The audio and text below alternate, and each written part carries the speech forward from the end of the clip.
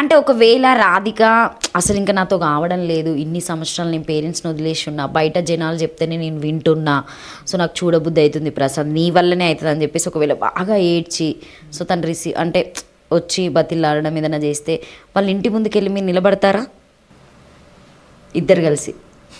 సవా పోతంగానే ఆడేమైనా కానీ సరే అనుకుని సైలెంట్ అంటే ఒకవేళ అంటే వాళ్ళ క్యాస్ట్ పరంగా చూసినా కూడా ఏదైనా మనం క్యాస్ట్ గురించి మాట్లాడమని పక్కన పెడితే సో అందరికీ పౌరుషాలు ఉంటాయి, ఎవరికైనా కూడా ఉంటుంది. ఇప్పుడు మీ ఇంట్లో సో మీ చెల్లి అయినా అక్క అయినా ఎవరైనా వెళ్ళినా కూడా వాళ్ళు కూడా అట్లనే ట్రీట్ చేస్తారు. సో నువ్వు అదే థింకింగ్లో వెళ్ళి ఒకవేళ వాళ్ళు కొట్టడము తిట్టడము ఏదన్నా చేసినా కూడా సైలెంటే ఉంటాను, నువ్వు కామ్గానే ఉంటావు, రాధిక కోసం ఏదైనా చేస్తావు, అంతే నమ్మచ్చు కదా రాధిక? నిజమేనా? నిజమే అక్క. ఇప్పుడు కొడతారు కానీ రేపటి మళ్ళీ మేమే ఒకటవుతాం కదా అందరం కలిసి. సూపర్. అసలు అంటే ఫ్యామిలీ బంధం గురించి నీకు తెలుసు. సో మమ్మీ ఏం చేస్తుంటుంది ప్రసాద్?